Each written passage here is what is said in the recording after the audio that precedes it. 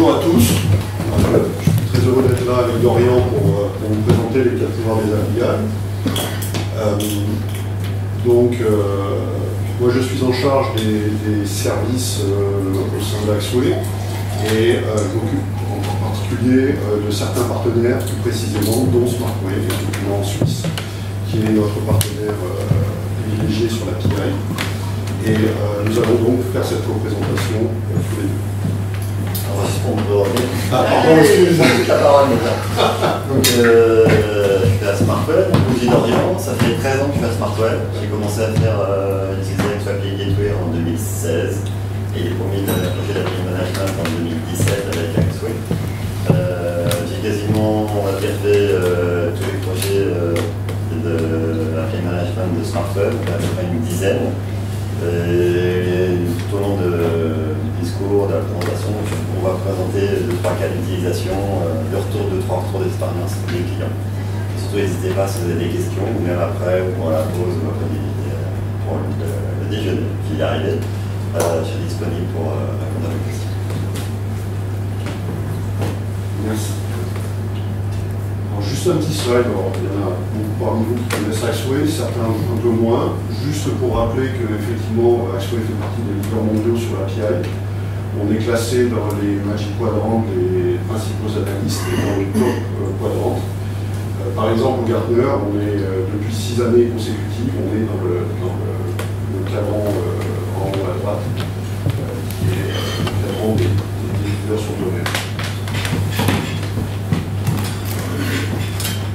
Quand on regarde maintenant l'évolution du marché sur l'utilisation d'API, on sait que effectivement l'évolution des plateformes qui fonctionnent sur la base d'API est très rapide. Dans les dernières années, elle était en moyenne 3 fois plus rapide que le commerce traditionnel. Mais il y a eu une accélération, effectivement, une très forte accélération en 2020, où on est passé d'un facteur 3 à un facteur 9. Donc on voit que ce développement de ces plateformes e-commerce est en explosion totale, et cette explosion, effectivement, elle est possible grâce à l'existence des API.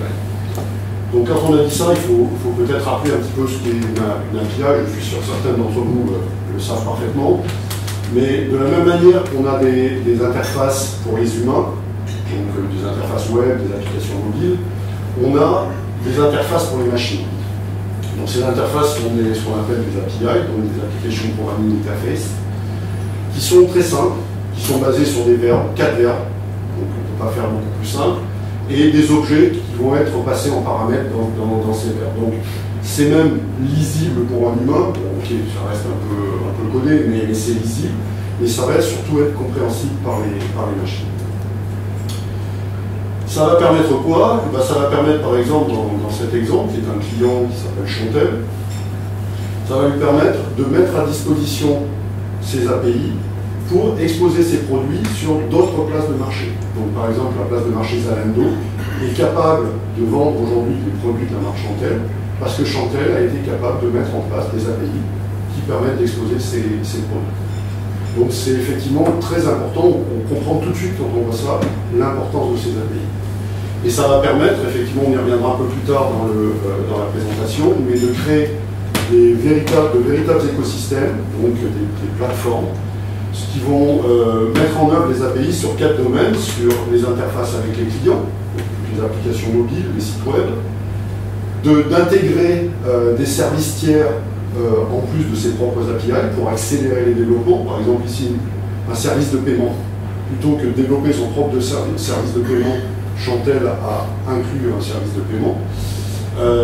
De distribuer des produits de partenaires sur lesquels on va prendre une commission au passage, et de se faire soi-même distribuer par des plateformes de plus grande ampleur, de manière à avoir de nouveaux channels de distribution.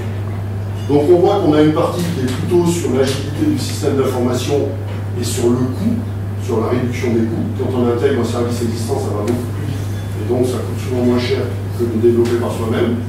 Et sur le développement du revenu, c'est-à-dire la commercialisation de produits de partenaires et l'exposition de ses propres produits sur d'autres places de marché. Donc ça, c'est effectivement vraiment la cible qu'ont beaucoup de nos clients aujourd'hui. Donc tout ça, ça explique que effectivement le marché de l'API management est un marché qui est déjà en croissance depuis de nombreuses années, mais qui est toujours en croissance et en très forte croissance. Donc ça, ce sont des chiffres du Gartner. Le Gartner estime que la croissance du marché va être de l'ordre de 20% en 2022, pour un marché d'environ 3 milliards de dollars sur tout ce qui est API management, solution d'API management. Voilà, donc ça c'était l'introduction qui va nous amener maintenant vraiment à parler des 4 pouvoirs de l'API. Chacun de ces pouvoirs sera illustré par un cas concret que Dorian nous illustrera, et on l'illustrera à la fin de chaque chapitre.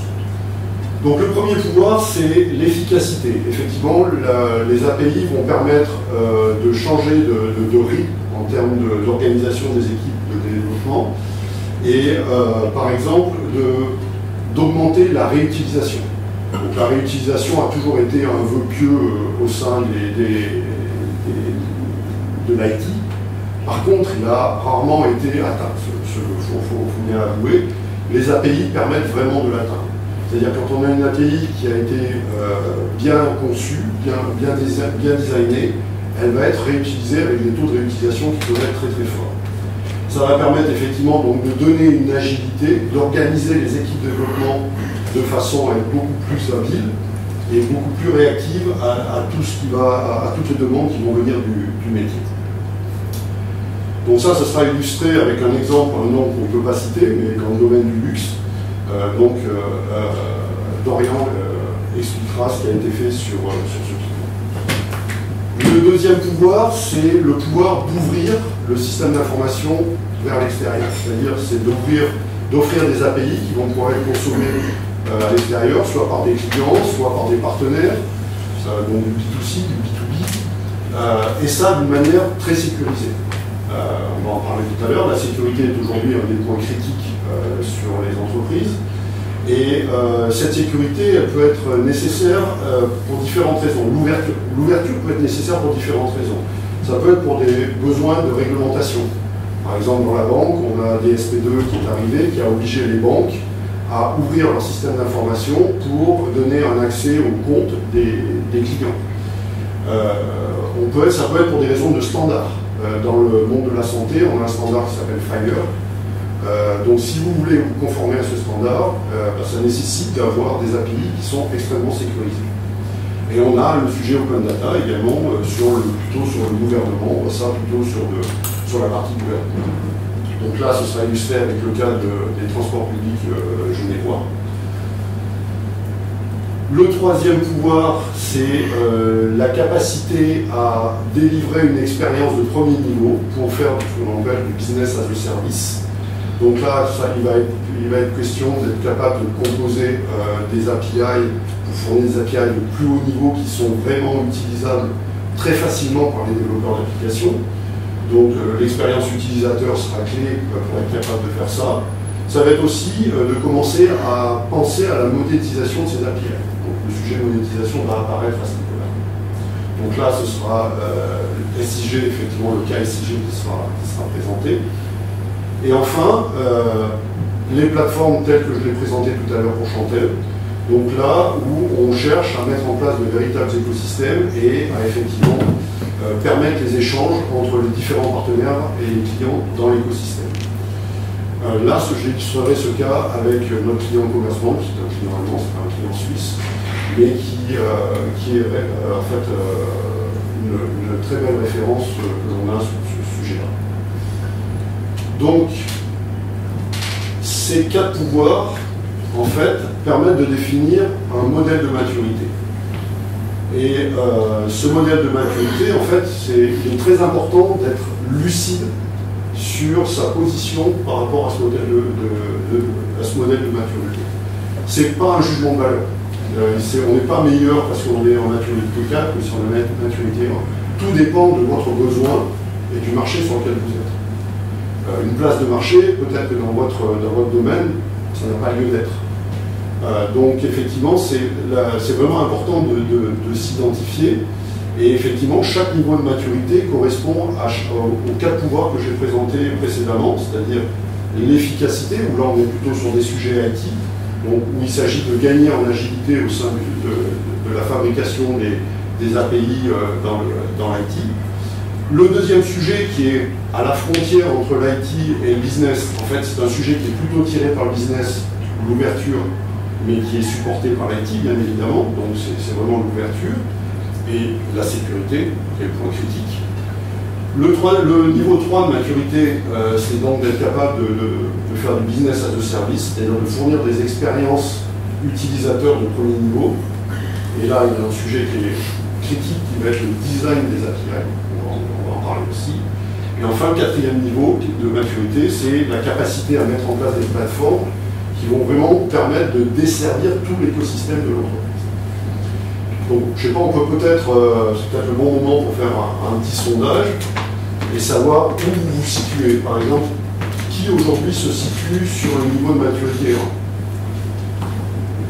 1? D'accord? 2. Sur le niveau de maturité 2, qui a géré des problèmes d'ouverture aujourd'hui? D'accord. Personne. Sur le niveau 3, la capacité à fournir effectivement une expérience utilisateur de premier niveau, d'accord, donc on a des cas aussi. Et est-ce que quelqu'un aujourd'hui a effectivement est sur le sujet plateforme de écosystème, plateforme marketplace et ce genre de sujet? Non, ça c'est pas étonnant parce qu'effectivement c'est vraiment le sujet qui commence à apparaître aujourd'hui. Donc on va commencer par le début. Et effectivement, le sujet sur l'efficacité. Donc, l'efficacité, c'est-à-dire c'est en termes d'agilité. Comment on va donner de l'agilité à l'IT? Donc ça va être aujourd'hui avec la réutilisation. Donc, depuis un certain nombre l'API, ce n'est pas un sujet nouveau. On en parle déjà depuis plus de 10 ans. L'IT a travaillé à exposer des services qui sont des services, on va dire, de granularité relativement fine aujourd'hui.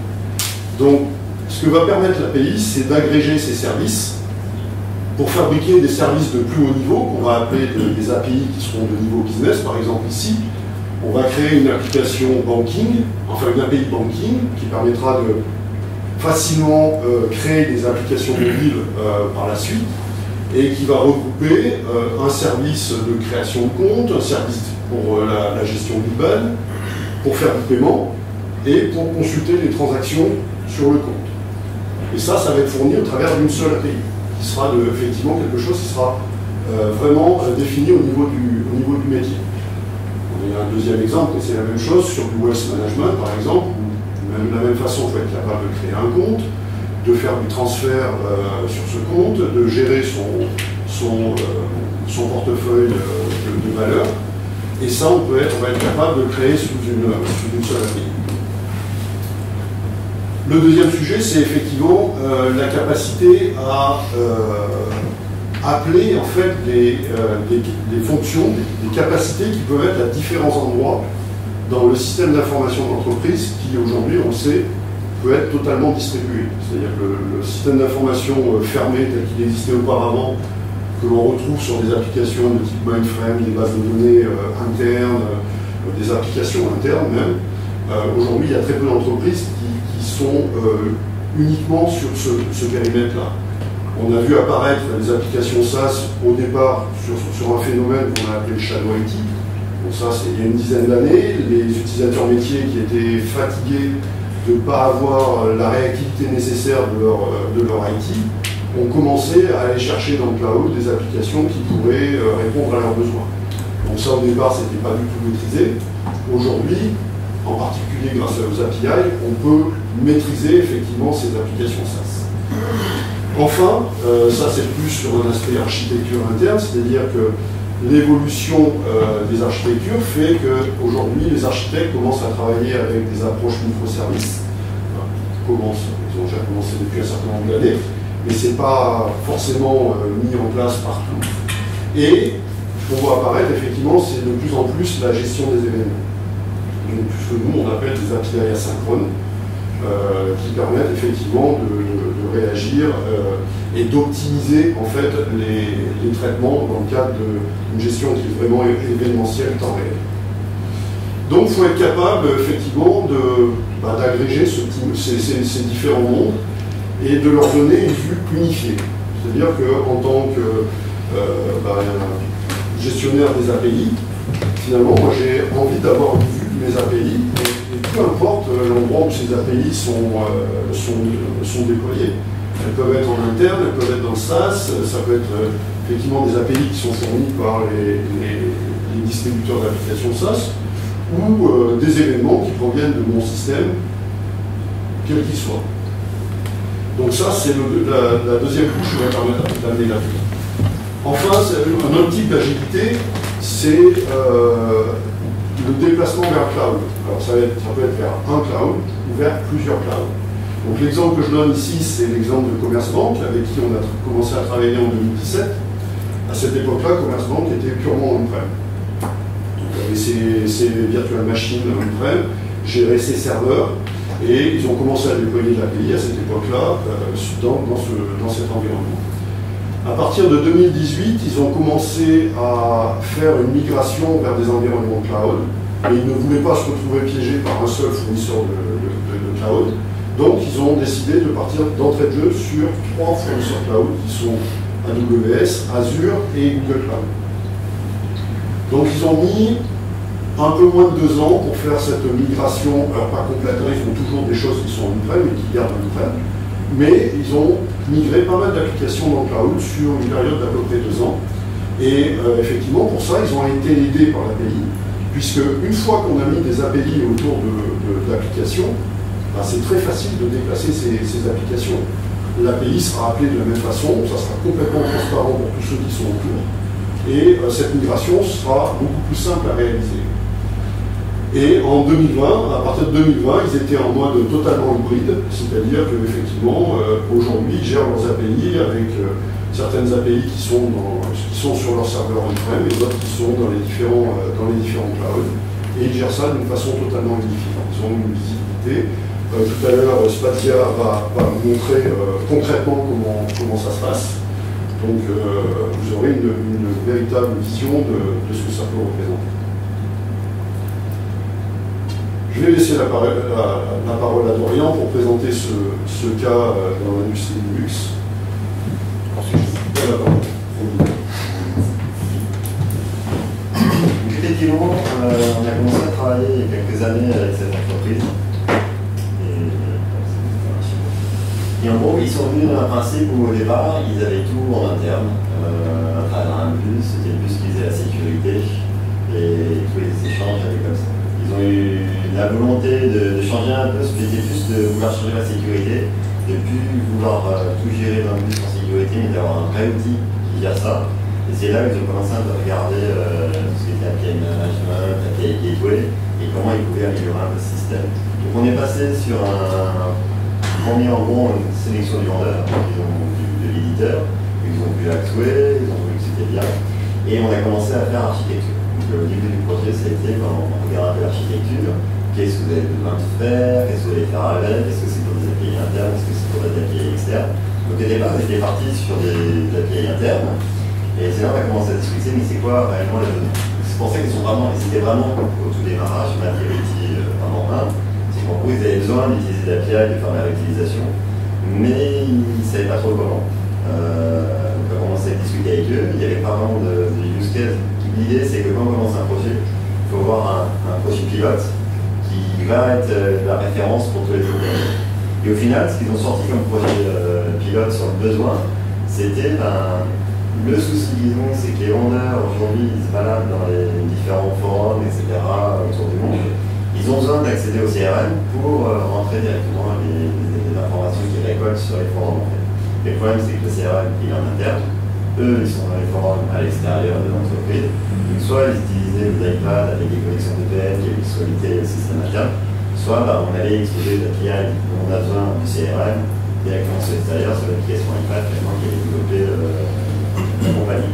Et c'est là où finalement on avait pris de l'API management pour l'interne.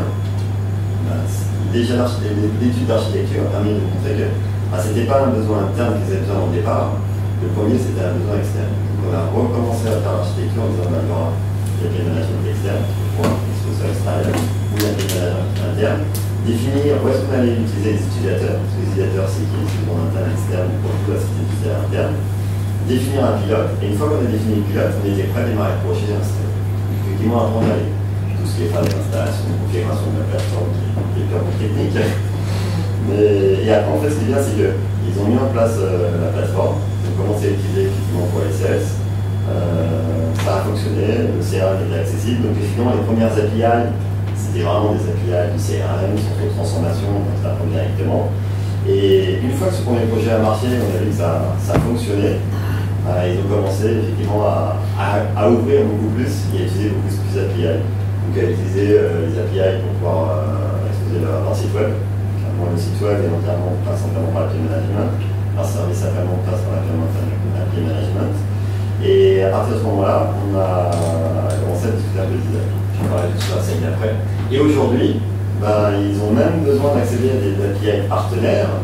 Et finalement, l'API management est là. Elle n'est pas là que pour protéger, pour gérer les API internes qu'on a nous en interne et qu'on expose à l'extérieur, mais également celles qu'on utilise à l'extérieur, des partenaires comme ça. On a une gestion complète de qu'est-ce qui est utilisé dans les deux sens et une vision. Ils sont partis effectivement d'une apéritif où on a tout l'API management, ça a l'air bien, il faut qu'on l'utilise, ça fait quelque chose, mais ils ne savaient pas trop comment l'utiliser. Aujourd'hui, je dirais, ils sont plus, je pense, en maturity, hein. Ça a quand même évolué depuis 2-3 ans pour arriver à plus d'extensions.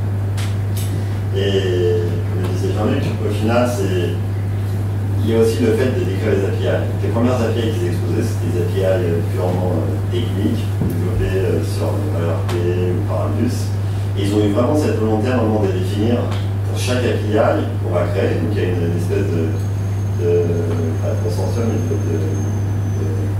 de pôle qui s'est développé, qui allait vérifier avant d'exposer une API sur l'API management, de dire est-ce que cette API est bien définie ou pas, niveau design, sans même savoir ce qu'il y a dans le technique derrière. Le technique, si on n'a qu'un peu de back-end, c'est pas l'objet. C'est de dire est-ce qu'elle est réutilisable, à quoi elle sert, est-ce qu'elle est bien définie. Et rien que pour définir est-ce qu'elle est bien définie, c'est. Vous m'avez créé ça comme ressource, ok. Mais au final, elle sert à quoi? Est-ce que ce que je vois ici, ça correspond vraiment au business? Est-ce qu'elle sera réutilisable ou pas? Parce qu'il y a des API qui sont réutilisables, il ne faut pas se faire non plus, il y en a qui ne seront pas réutilisables, ou il y en a qui sont spécifiques pour des front-end, pour accélérer la visibilité dans le front-end. Donc on sait qu'on aura des concessions à faire.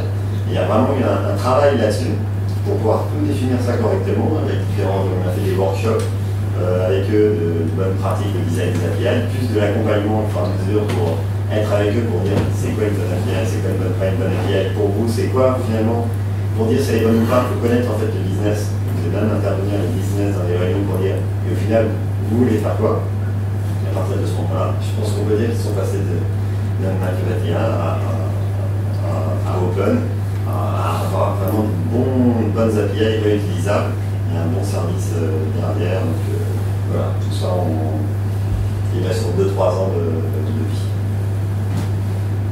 Merci.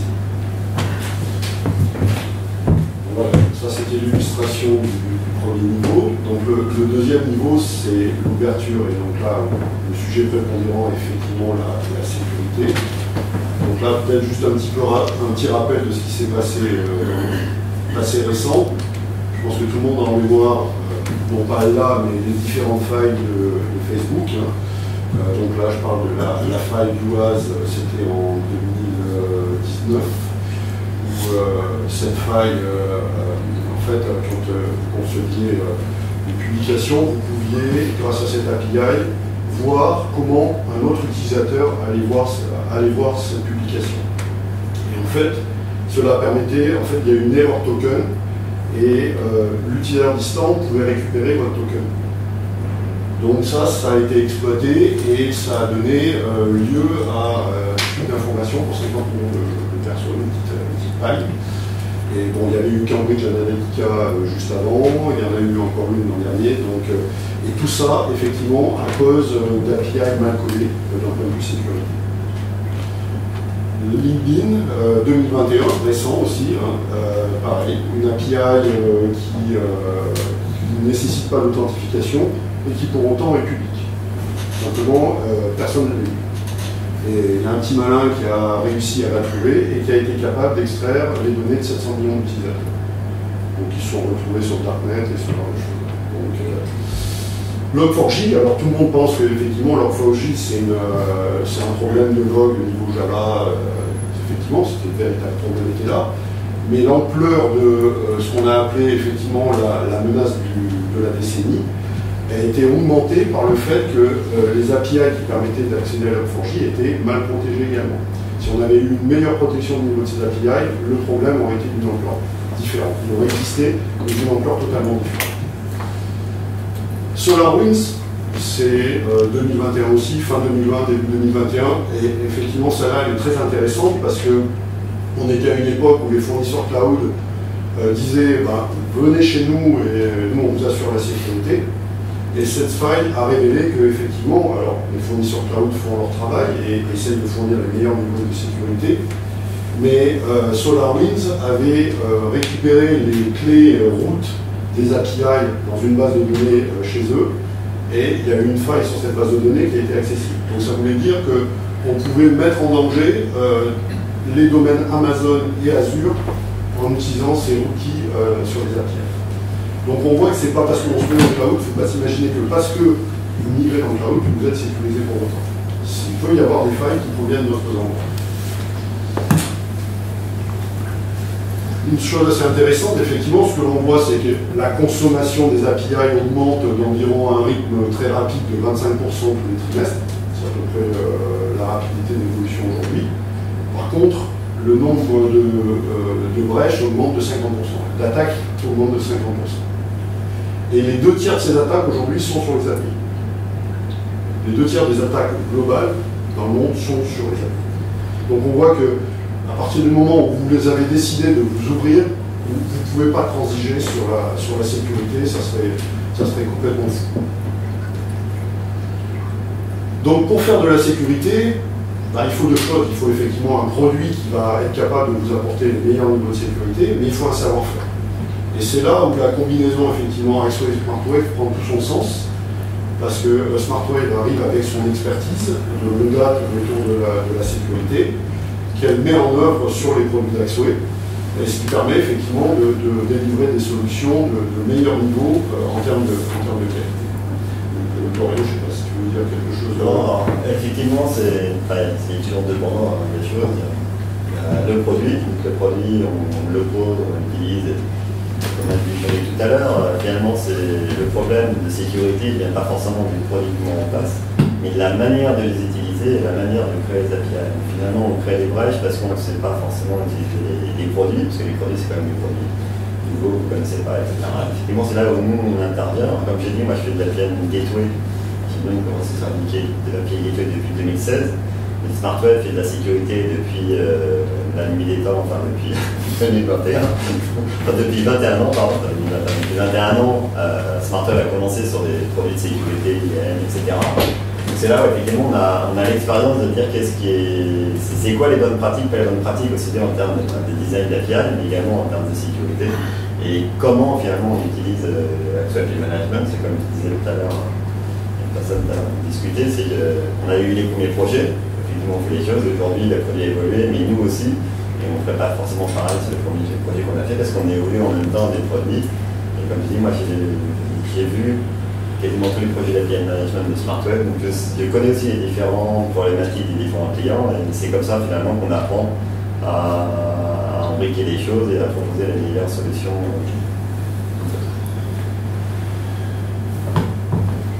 Sur la partie produit, donc il y a une approche, le Gartner a fait des recherches sur ces aspects de sécurité depuis pas mal de temps, pour en arriver effectivement à une recommandation qui repose sur 3 points principaux.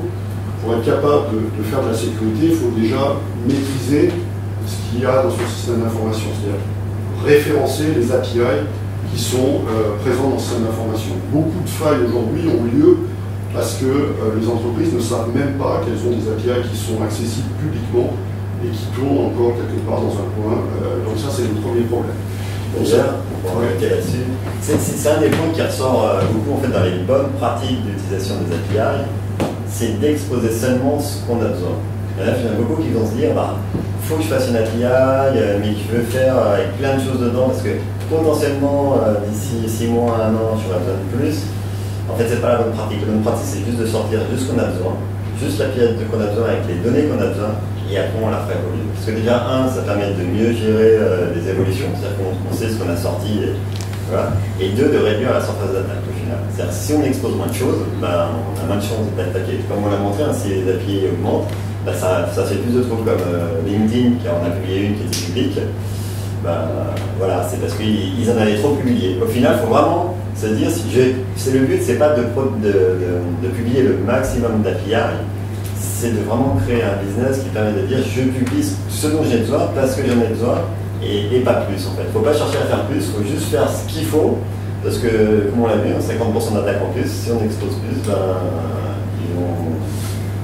les gens vont attaquer plus. Donc vraiment, c'est très important cette partie discovery, de voir ce qu'on utilise, mais également de savoir qu'est-ce qu'on expose, et de pas juste exposer ce qu'on a besoin. Dans ce cadre-là, le service logistique, c'est la référence. C'est-à-dire que là, on a la visibilité de toutes ces API, la façon dont elles sont exposées, et là, on a un contrôle sur ce qui se passe. Le deuxième point essentiel, c'est d'être capable d'observer l'usage de ces API. Donc, en fait, ces API elles répondent à certains use cases, et il y a des patterns d'usage qui se détectent très très vite, donc d'avoir des outils d'analytics qui permettent de voir un petit peu comment se passe la consommation. Donc de ce côté-là, Axway fournit des dashboards, vous en verrez certainement pendant la démonstration tout à l'heure. Mais on a aussi des partenariats avec des partenaires techniques qui sont Ping Identity et NoName, qui sont des éditeurs qui fournissent des solutions de sécurité comportementale autour des API. C'est-à-dire que c'est des solutions à base d'intelligence artificielle qui sont capables de détecter des patterns d'attaque qui ne sont pas connus. Donc ils vont être capables de découvrir qu'il y a une utilisation anormale qui ne serait peut-être pas visible par un humain juste en regardant des dashboards, et qui vont permettre de prévenir en amont en disant attention, là il y a peut-être quelque chose qui est en train de se passer. Donc ces solutions sont intégrées effectivement avec les solutions d'Axway, et on a effectivement possibilité de mettre en œuvre ce type d'analyse comportementale. C'est important l'analyse. Alors souvent, on discute pour dire il y a une API qui sort, et puis on me demande souvent il y aura combien de calls, combien d'appels, etc. Et souvent, effectivement, on ne sait pas trop ce que ça va donner, puisqu'on commence à commencer le truc. Et si ça ne marche pas, il n'y aura pas beaucoup d'appels, et si ça marche super bien, il y aura peut-être trop. Vraiment, c'est quand même important de le savoir, parce que au final, il y a plusieurs points à cette partie-là. C'est que, on est censé avoir déjà prévu un certain nombre d'appels, pour 2 raisons. C'est que déjà, on a des backends. Les backends, ils sont aussi censés recevoir un certain nombre d'appels, et si on dépasse le nombre d'appels, les backends, ils exécutent.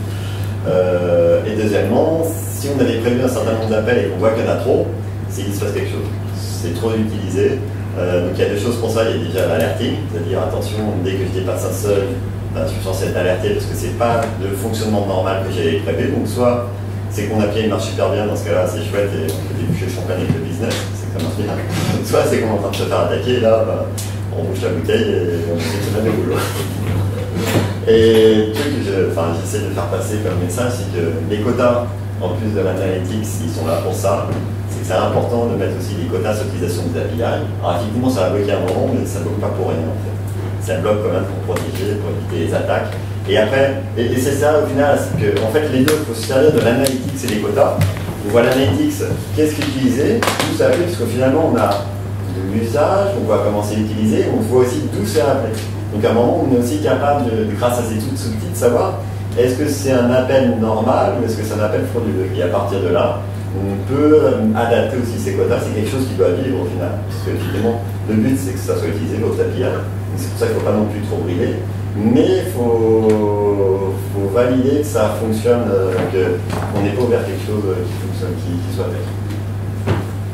Et donc le troisième point, c'est d'être capable justement effectivement de protéger, donc par exemple avec des quotas, avec des mécanismes d'authentification, avec différentes solutions qui existent. Et donc pour ça, c'est les API Gateway.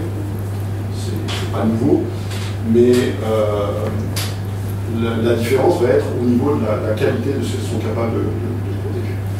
Ce qui est important dans le Secure, au final, c'est de se dire, effectivement, le plus important, c'est le haut. Le secure est important, mais c'est pas le plus compliqué à réaliser. Puisqu'au final, nous, c'est un peu les discussions qu'on a, c'est là où on apporte notre valeur ajoutée, c'est qu'on va arriver avec un certain framework qui dit alors c'est quoi vos applications? On définit d'abord par qui vous voulez être appelé. Est-ce que c'est des applications? Est-ce que c'est sur l'interne? Est-ce que c'est sur l'externe? Où sont vos utilisateurs qui sont appelés? Quand je dis utilisateurs où ils sont appelés, c'est dans quel user store ils sont gérés? Et comment on va sécuriser finalement le front-end? Et après, on a une partie front, on a un client, une partie gateway qui elle va arrêter tout ce qui passe pas, etc. va se dire comment ça se passe, est-ce que je laisse passer l'appel ou pas. Et après au niveau back-end, on va redéfinir également la sécurité. On essaye de convaincre un peu, d'expliquer qu'à un moment il faut changer la sécurité entre le front et le back pour justement découpler les jetons, pour dire qu'un jeton qui est à l'extérieur ne peut pas être utilisé à l'intérieur. Donc vraiment c'est des trucs un peu simples, donc généralement on n'est pas longtemps à mettre en place ces choses, mais qui sont très importantes quand même à bien mettre en place dès le départ. Et ce point de sécurité, c'est un point particulièrement important de la solution Maxway. Donc ça s'est démontré au travers effectivement des clients que l'on sert aujourd'hui. Donc effectivement 40% des gouvernements dans le CDE utilisent nos solutions, 60% des plus grandes banques. J'ai parlé de commerce tout à l'heure, mais on a beaucoup de banques que l'on peut lister, et 80% des fabricants pharmaceutiques, où effectivement la sécurité n'est pas discutable. Donc on a aussi une expertise sur ces sujets, en particulier en travaillant avec des partenaires comme SmartWave qui eux aussi nous apportent des éléments et des visions beaucoup plus larges en termes de sécurité. On a des approches effectivement qu'on appelle le zéro trust, qui consiste à partir du principe qu'une API interne ne doit pas être moins protégée parce qu'elle est interne, elle doit être protégée au même titre qu'une API externe. Donc ça c'est la seule manière d'arriver à faire que son système d'information soit résistant. Et effectivement, autour de cette expertise elle est délivrée avec de l'accompagnement, des guidelines, des best practices qui permettent aujourd'hui, ce sujet est totalement maîtrisé. C'est-à-dire que l'approche sur la sécurité, c'est maîtrisé. Par contre, il faut savoir comment le prendre et comment le mettre en œuvre. C'est là où SmartWave peut vous aider efficacement. Donc en termes d'outils, effectivement, la plateforme elle permet de faire un inventaire des API avec ce qu'on appelle un service registry. Elle offre les solutions d'analytics. Et en termes de gateway, donc l'endroit où vraiment la sécurité va être appliquée, c'est-à-dire où on va vérifier les appels qui rentrent et ceux qui sortent. Donc là, c'est là où on définit ce qu'on appelle des polices, donc des règles de sécurité. Et aujourd'hui, la plateforme Amplify est la seule plateforme au monde à être en cours de certification EAL4+, qui est au niveau militaire. Voilà. Donc normalement, la certification devrait être bientôt validée. Elle a été pré-validée, on a déjà reçu. Elle doit être officiellement publiée dans les semaines et mois. C'est des processus très longs, ça se passe au niveau de l'ANSSI. Il y a des tests énormes qui sont réalisés sur les plateformes. Et bon, ça, parce qu'on a effectivement des clients dans ce domaine-là qui nous demandent cette sécurité. Effectivement, comme il disait Henri tout à l'heure, quel back-end doit effectivement être sécurisé. Et c'est vrai, parce qu'au final, la gateway, elle va juste vérifier que vous avez les tokens suffisants pour rentrer, pour appeler l'API, et que votre application a les droits d'appeler l'API. En gros, si je pense ça comme exemple, c'est un peu le leader d'une boîte de nuit qui a rentré et dit est-ce que vous avez le droit de rentrer ou pas.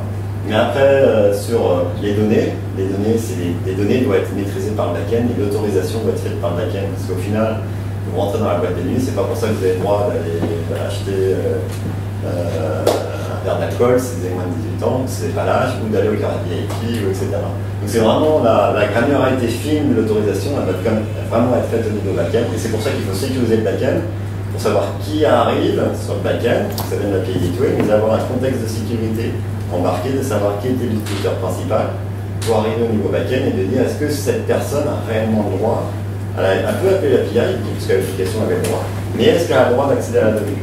Si on prend par exemple tout ce qui est hôpitaux, avec les API qui gèrent les patients, etc., un patient qui gère dans une base de données des HUG, n'importe qui n'a pas le droit de voir les données. Il y a juste son médecin traitant qui a le droit de voir ces données, ou son tuteur, etc. Donc il y a forcément, ça c'est fait au niveau back-end, l'autorisation film doit vraiment être faite au niveau back-end. Donc c'est pour ça qu'on dit qu'il faut absolument sécuriser aussi les back-end. Il ne faut pas laisser ça ouvert et se dire, bah, tu sais que 2-3 règles, ça va bien faire.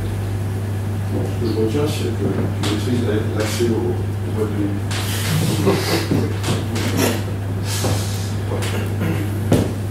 Donc le deuxième exemple, le deuxième use case, ça va être TPG. Donc à Genève, vous connaissez sûrement tous le public transport de Genève, qui existe depuis 150 ans, qui nous transporte donc Genève à travers les trolleybus, du tramway.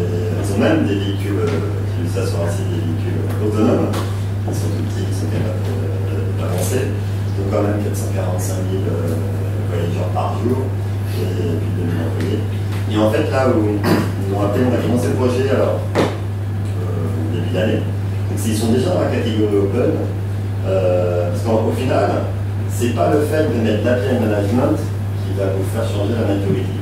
Donc c'est pas le fait de dire j'ai l'API management maintenant et je vais l'avoir plus tard qui va vous dire je suis en maturité 1 de track. La maturity, c'est vraiment une histoire d'API stratégie, c'est-à-dire c'était comment vous avez défini la définition de vos API. C'est pas de la manière d'utiliser, mais juste de la définition, de dire je pars sur une stratégie d'API, tous mes services vont être de stratégie d'API, et qu'est-ce que je peux en faire, est-ce que je peux l'utiliser en interne, en externe, avec des partenaires, voilà. Et finalement, l'API management n'est qu'un outil pour aider à gérer ça. Donc c'est juste une petite partie. Ça va gérer les transactions, etc. Mais finalement, l'API stratégie, c'est de la gouvernance, c'est de la définition. C'est pour ça qu'aujourd'hui, on commence. On va être en production au mois d'août avec la API management, mais ils sont déjà en maturity 2 car ils ont eu une réflexion depuis pas mal d'années sur l'utilisation de ces API. C'est déjà développé. Aujourd'hui, quand on va mettre un pilote en production, finalement, tout ce qui est éléments pour Swagger existe déjà, l'API existe déjà. C'est juste une question de sécurité. Et on en revient justement, c'est comment est-ce qu'on utilise, comment est-ce que les TPG utilisent les API. Ils utilisent finalement aujourd'hui à plein d'endroits. Ils l'utilisent déjà pour les resellers. Donc les TPG, ils ont des automates pour vendre les tickets, mais quand on veut des abonnements, etc., les automates, il y a des boutiques qui permettent de vendre les abonnements. Et dans les boutiques, il y a les iPads où les vendeurs le font, mais les iPads appartiennent aux TPG, qui se connectent directement au réseau à travers des couches un peu particulières que tu ne maîtrises pas parce que ça. On est très dans l'infra avec des cibles particulières.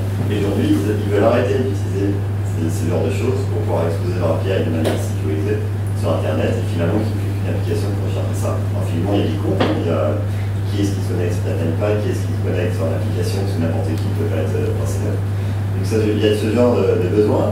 On sait qu'il y a des applications mobiles, il y a le TPG Preview qui permet de voir les plans des lignes, les horaires des lignes, de savoir comment je vais aller où je passe. Ils ont aussi des interactions avec les CFF, avec les autres sites de transport. Donc, par exemple, celui d'en bas à gauche, c'est le site des CFF, qui permettent de dire si je vais de Lausanne à Rive, il me donne les horaires de train, mais il me donne également les horaires de bus d'ailleurs. Donc je sais que je dois prendre les bus. Quel horaire de bus je vais prendre. Et en plus, quand je commande mon ticket, tout à droite, j'ai mon ticket de train et mon ticket de bus en ligne. Donc il y a forcément des interactions même entre les TPG et les CFF par exemple pour gérer ça. Et de plus, aujourd'hui, TPG est une entreprise publique, donc elle doit exposer de l'open data. Elle doit rendre disponible des API en open data de manière publique. Et même si c'est public, ça ne veut pas dire vous contrôlez. Vous avez public, vous contrôlez. Et c'est pour ça qu'ils ont vraiment besoin d'API management pour exposer tout ça. Et d'ouvrir leur système à l'extérieur avec leurs partenaires et avec le public. D'où est venu le besoin de mettre une API management pour gérer finalement tout cet écosystème qu'ils ont déjà commencé à mettre en place depuis pas mal de temps. Alors un petit exemple de sécurité. Comment ça se passe finalement pour définir la sécurité? On arrive, parce qu'on parlait pas mal de sécurité, c'est que quand on a le système qui est en place, c'est assez simplifié, hein, C'est-à-dire qu'on a des utilisateurs externes, on a l'API management, on a des applications internes, des applications internes qui veulent utiliser l'API, on a back-end, on a notre bureau store, on a notre identity provider, etc. On a même des applications back-end externes pour l'utiliser. Et au final, le premier point, ce que je disais tout à l'heure, c'est de définir qui doit utiliser votre API, qui a besoin de cette API. Quel type d'application, est-ce que c'est des applications mobiles, est-ce que c'est des process, est-ce que c'est batch, etc. Et à partir de ça, on fait une espèce de revue, de dire, bah, si vous avez tout ça, votre sécurité front, elle va plutôt être comme ça ou comme ça. Et en gros, c'est vraiment important de savoir qui utilise pour pouvoir juste mettre la sécurité qu'il faut par rapport à l'utilisation. Pas de se dire, bah, je vais l'ouvrir avec tous les identity providers du monde, parce que j'ai envie de pouvoir être une personne qui est sur Google, Facebook, LinkedIn, etc. Donc normalement, vous êtes censé savoir qui utilise et comment vous allez créer ou gérer vos utilisateurs. Ça peut être des partenaires, ça peut être des clients, tout à chacun pourra commander son billet de train, son billet de bus, pardon, ou des utilisateurs internes. À partir de là, on va définir effectivement où sont stockés les utilisateurs. Donc on va définir, ok, vous avez besoin d'applications mobiles, pour le pays, pour les nationales, etc. Où sont vos identity providers? Est-ce que vous les avez bien tous? Est-ce qu'ils sont exposés sur l'extérieur? Et c'est là on va définir en gros la sécurité front-end. On aura fini, bien sûr, comment j'expose, comment est-ce que je peux rentrer une API pour pouvoir rentrer sur l'API gateway. Et enfin, on va définir, bah, maintenant, vous avez tous vos backends en interne. On ne doit pas utiliser la même sécurité en externe qu'en interne parce qu'il y a le token qui s'est tombé sur Internet, finalement, il n'est pas sécure. Si jamais il y a une brèche et qu'on rentre à l'intérieur de votre système avec un token sur Internet et qu'on sait ce qui serait accepté par les backends, finalement, on peut faire tout ce qu'on veut. C'est-à-dire, bah, on va définir votre sécurité interne. Alors, on essaie de mettre en place une sécurité standard, c'est-à-dire, bah, normalement, tous les backends vont faire comme ça. Et après, bien sûr, on va s'adapter au legacy parce qu'il y a les ERP qui sont toujours là. On ne modifie pas comme ça, il y a le pouvoir des CMS, etc. Et après, on s'adapte. Mais vraiment, l'idée, c'est de dire la best picture, c'est celle-là. Et après, on ajoute suivant les applications qu'il y a, parce qu'on sait que dans le système, on a certainement un certain nombre d'années qui ne supportent pas forcément tout ce qu'on veut. Donc voilà un peu sur comment on fonctionne, comment on fait. Ce qu'on a apporté en plus de la API management, nous, c'est ce genre de réflexion et de discussion avec vous pour définir ces points-là.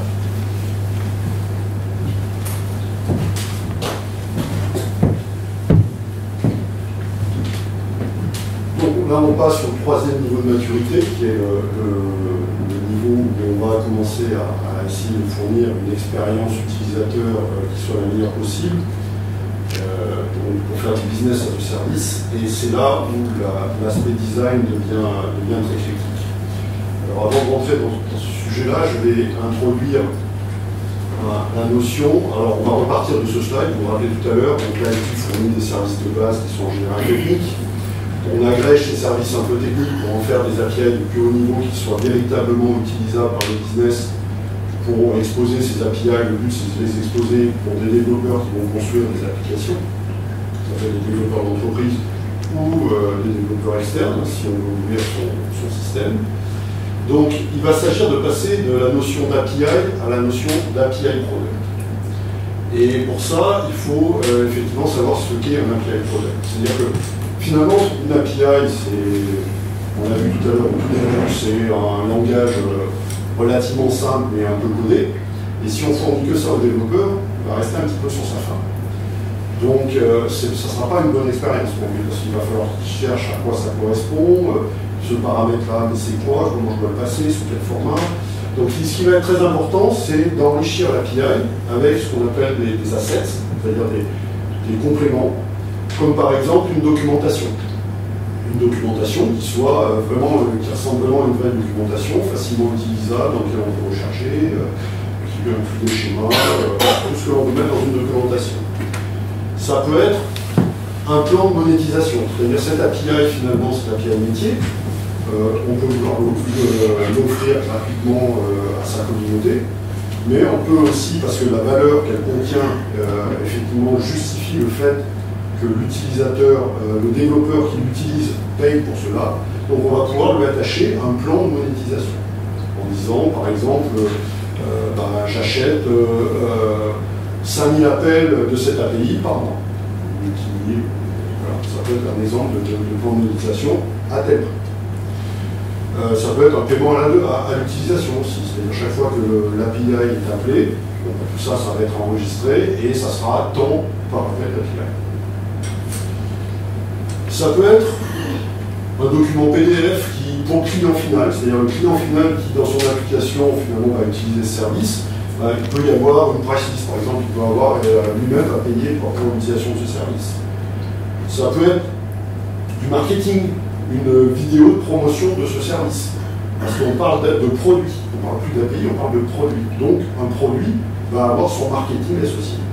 C'est vraiment quelque chose que l'on va mettre à disposition et qui va fournir une valeur totale. C'est un produit. Au même titre que j'achète cette télécommande, je vais acheter une API, mais en tant que produit, et donc je m'attends à ce que je trouve dedans tout ce dont j'ai besoin pour l'utiliser. C'est important cette notion de produit. Hein.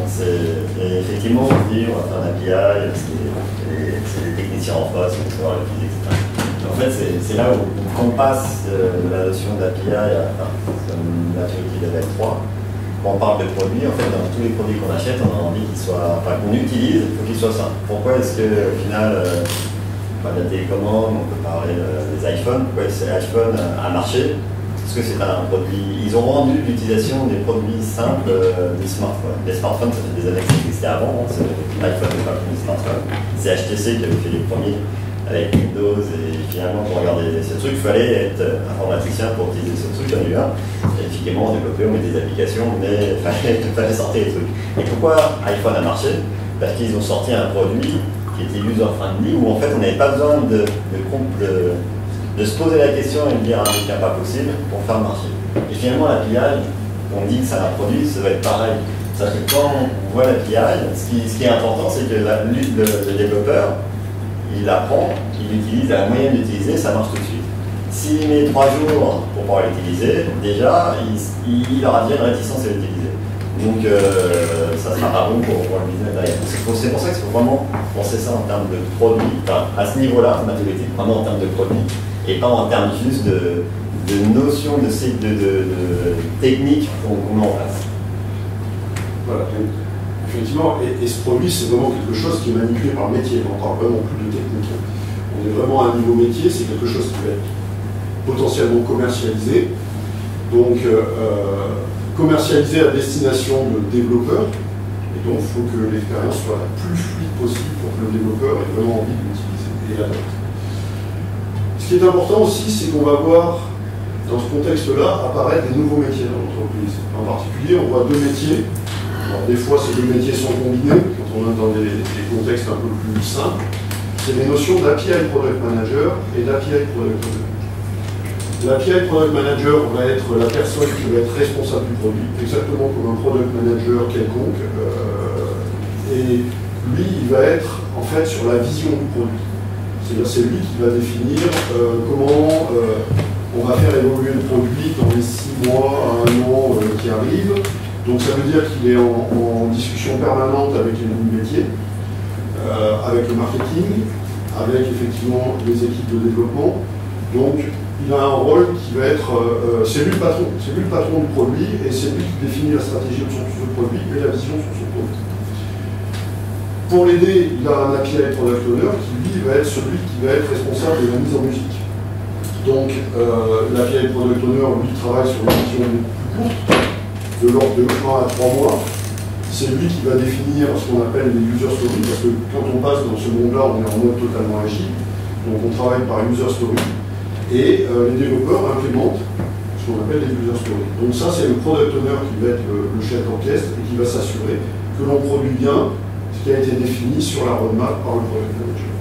Donc ça, c'est 2 rôles nouveaux qu'on voit apparaître dans les entreprises. Et là, nous, en tant qu'éditeurs, on les voit apparaître de plus en plus. On forme nos employés pour comprendre ce que sont ces métiers, pour être capable de discuter avec eux. Donc voilà. Une fois qu'on a expliqué ce qu'est effectivement ce passage de l'API à l'API Product, Après, c'est comment, parce que le but derrière, c'est de le vendre, ce produit. On parle d'adoption autour des API, c'est comment on va faire que ces API puissent être adoptés. Donc ça repose sur 3 points. Le premier point, ça veut dire qu'il va falloir s'assurer qu'on a bien mis en place une stratégie API qui correspond à la stratégie business de l'entreprise. Donc on a bien un véritable alignement pour... en fait, et cette stratégie, on va devoir la délivrer au travers d'un programme, qu'on appelle un API programme. En particulier, dans ce programme, c'est là où on va définir l'organisation qui va nous permettre de répondre à cette stratégie. Et ça, c'est très important parce que on parle de produits que l'on met sur le marché, donc il y a des aspects comme le time to market qui vont être absolument critiques. Donc ça veut dire qu'il faut être capable de développer ces produits à la vitesse à laquelle on doit les mettre sur le marché. Le deuxième point, c'est d'avoir une plateforme effectivement qui va permettre de gérer le cycle de vie des API, mais également le cycle de vie des produits. Vous avez bien compris que c'est deux concepts différents. L'API est englobé dans le produit API, et chacun de ces deux concepts a son cycle de vie. Donc il faut que la plateforme que vous utilisez soit capable de gérer ces cycles de vie. Et enfin, il faut vérifier que ce que vous avez fait, c'est bon, dans le sens où c'est vraiment utilisé. Donc il va falloir être capable de vraiment mesurer la consommation de ces API et quel type d'engagement on met autour de ces API, comment elles sont adoptées, quel niveau de performance on obtient sur ces API. Donc je vais là tout de suite zoomer un peu sur le premier point qui est la stratégie et le programme. Donc ça, c'est quelque chose qui est relativement important, et au sein d'Axway, on a créé une cellule qui s'appelle Catalyst, qui permet d'accompagner les entreprises sur effectivement la définition de cette stratégie API et sur la définition du programme qui va permettre de servir ces stratégies. C'est-à-dire que là, on est vraiment en amont des couches techniques. On est en train de parler avec, typiquement, dans ce cadre-là, les interlocuteurs, ça peut être le CIO, le CTO, les responsables des lignes métiers. Ce sont ces interlocuteurs-là. Parce qu'en fait, on est en train d'aligner la stratégie des API, qui encore une fois sont des produits, pour vraiment servir la stratégie de l'entreprise. Donc là, en fait, je vais illustrer rapidement par un exemple. Je ne peux pas citer le client, c'est un client américain avec qui on a fait ça, qui en 2019 a commencé effectivement à monter un centre d'expertise avec 10 personnes autour de l'API. Et en 18 mois, ils ont réussi à produire 22 API, ce qui ne correspondait pas du tout à la cible qu'ils voulaient atteindre. Donc à ce moment-là, ils ont fait appel, effectivement, ils ont fait appel à nos catalystes. Et en 4 mois, on les a aidés à bâtir l'organisation nécessaire qu'il fallait mettre en place pour être capable d'atteindre la vélocité qu'ils voulaient avoir. Et cette organisation, elle ressemble à ça en fait. Elle ressemble à une équipe qu'on appelle une API Lead Team, qui est en charge de la plateforme.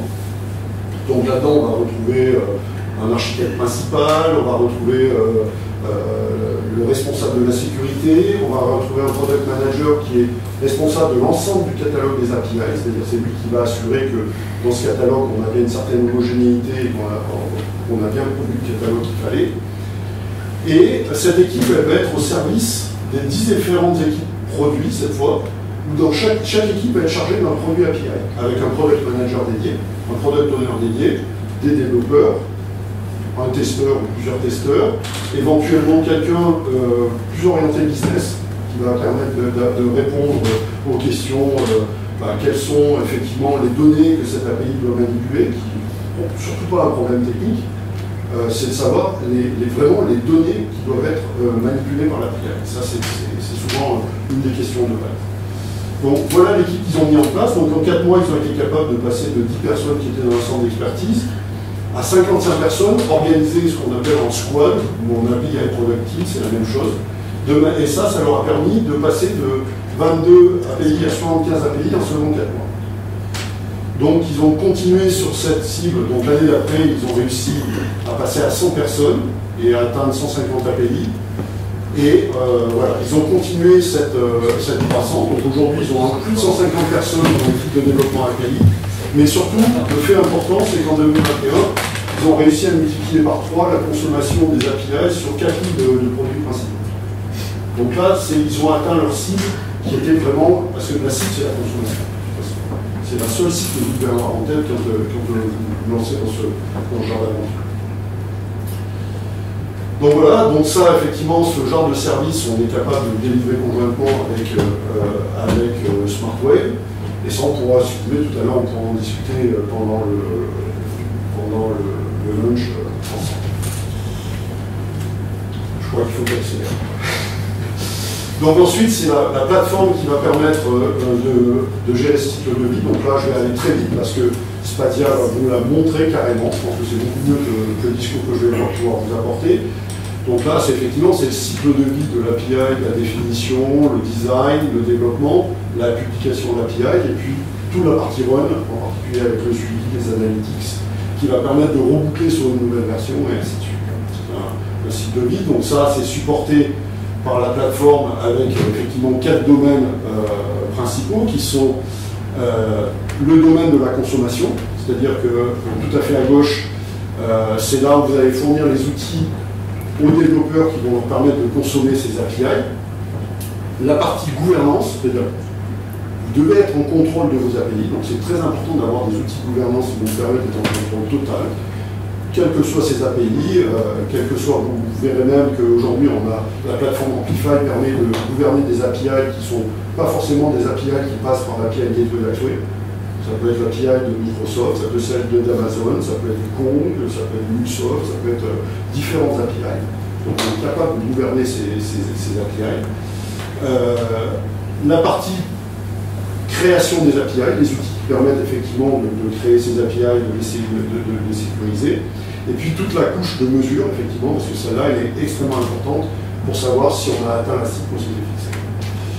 Donc c'est effectivement ce troisième point, c'est la partie analytics, que vous allez voir effectivement tout à l'heure peut-être directement, donc qui permet de voir l'adoption sur les différents services, quelle est la performance de ces différentes API, le trafic, comment elles sont consommées, et éventuellement effectivement voir des utilisations qui sont anormales.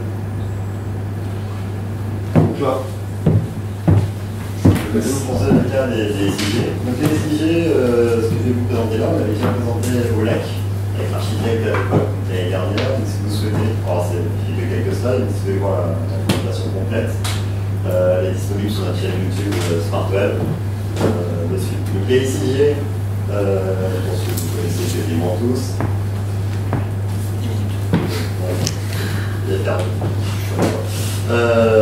connaissez tous, ils gèrent l'eau, l'électricité, etc. Principalement sur le canton de Genève.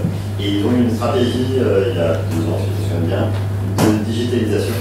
De dire, ils voulaient vraiment partir, c'est des slides SIG, de dire, on veut digitaliser, je vais y arriver, et on veut s'ouvrir à beaucoup de choses.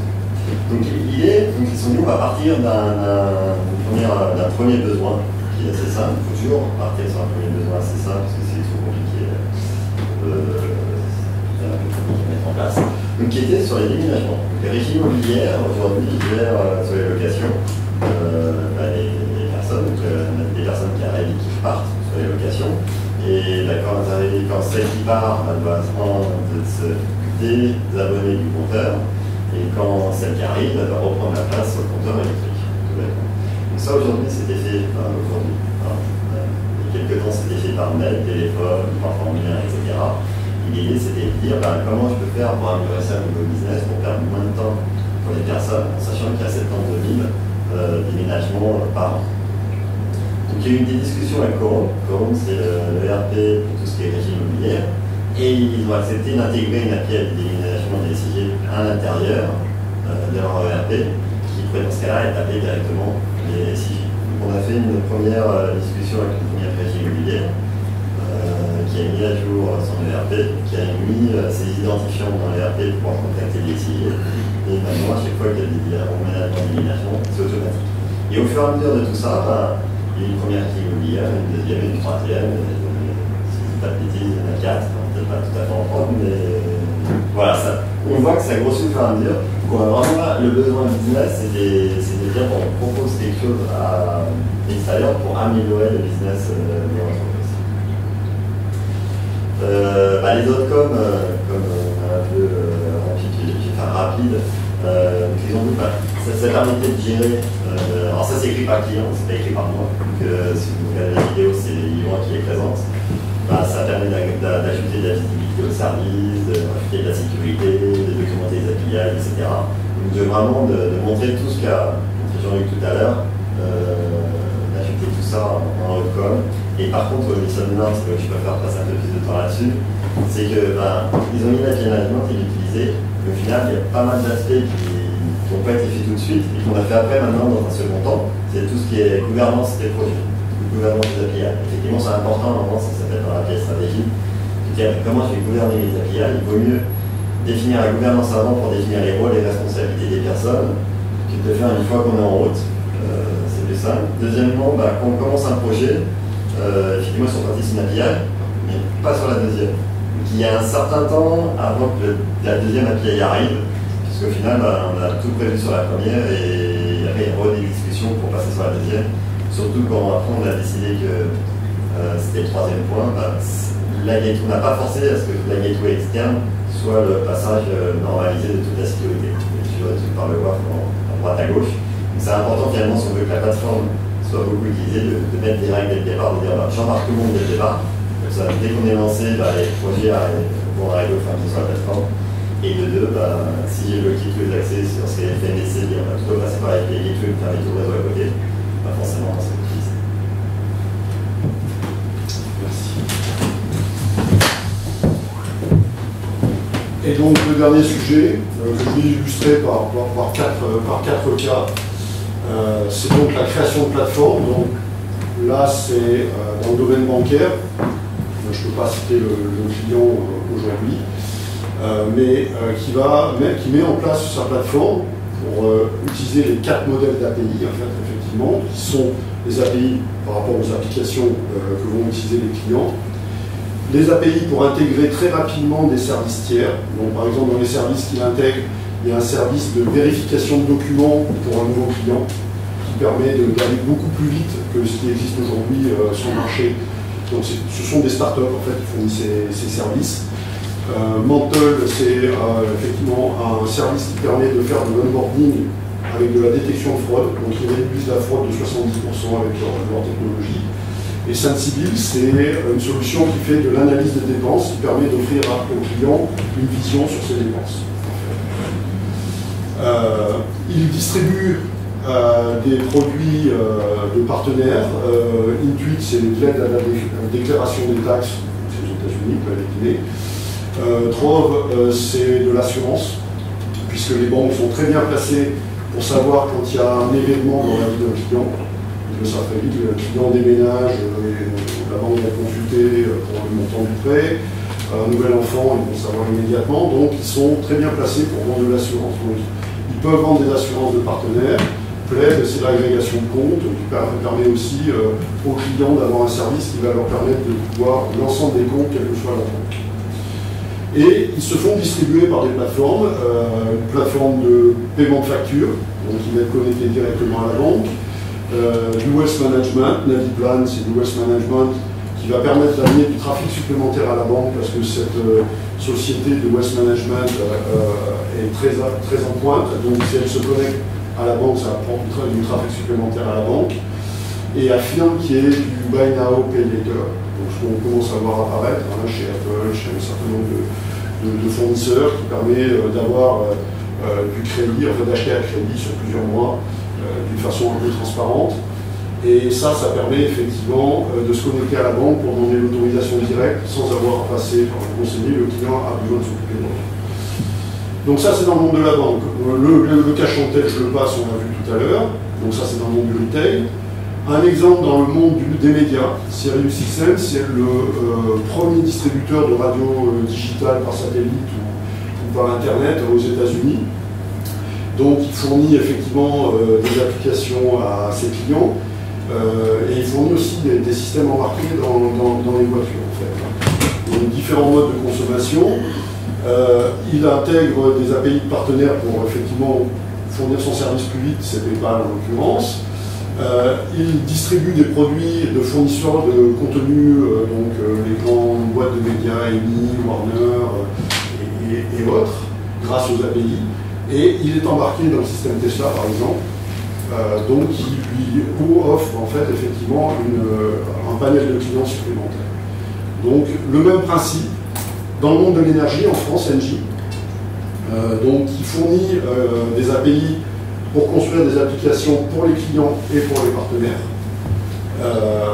qui intègre des services effectivement de météo, des services d'accès au CRM pour avoir les informations sur les bases clients, qui intègre des partenaires, ça peut être des réparateurs par exemple, le client a un problème sur sa ligne électrique ou sur un appareil électrique, ils vont pouvoir lui proposer une liste de réparateurs, sur l'isolation, puisqu'ils vont mesurer les consommations et fournir au client effectivement une analyse des consommations, ils vont pouvoir lui suggérer d'améliorer son isolation et lui fournir des partenaires sur lesquels effectivement au passage ils prendront une commission.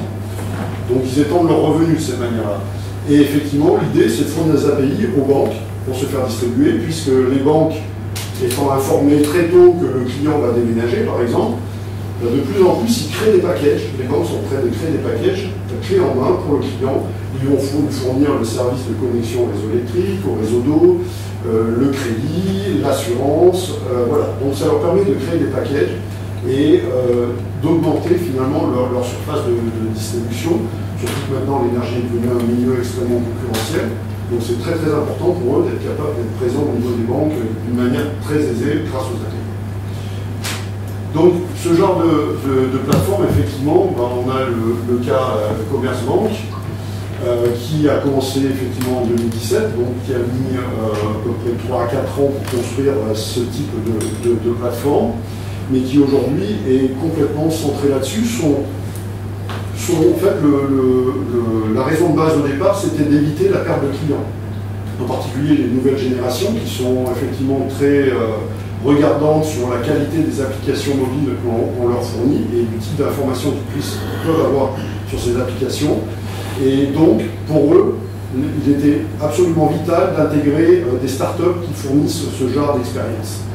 Et donc, d'ouvrir sur leur système d'API et d'intégrer effectivement tout un écosystème autour de la banque. Je dois aller très vite. Donc effectivement, ces 4 pouvoirs, on les retrouve desservis pour des raisons d'optimisation, comme on l'a vu au départ, gagner en agilité dans son système d'information, étendre ses modèles, donc ces modèles de distribution, des nouveaux channels de distribution grâce à ces API, et ouvrir son écosystème, donc grâce à cette vision des 4 types d'API sur les plateformes. Donc ça, pour pouvoir faire ça, qu'est-ce qu'il faut? Il faut une expérience pour le développeur qui va consommer ces API qui soit tout à fait fluide, donc la notion d'API product, on a vu tout à l'heure, qui arrive ici, et effectivement une très bonne expérience pour les fournisseurs d'API aussi. C'est-à-dire qu'il faut que les fournisseurs d'API puissent gérer le cycle de vie de leurs API d'une façon très simple, les publier d'une façon très simple, les mettre dans un catalogue, pouvoir visualiser la consommation de ces API. Donc il faut fournir ces expériences. Et ça, c'est ce qui va permettre effectivement au final l'adoption, qui est le seul critère que l'on doit viser et finalement qui est le critère de succès à la fin. Voilà, donc ça va redéborder. Un petit peu. On a une partie pause là, pour un quart d'heure, c'est ça? Oui, c'est ça, jusqu'à quelle heure? 10h50. 10h50. Voilà. Merci de rien.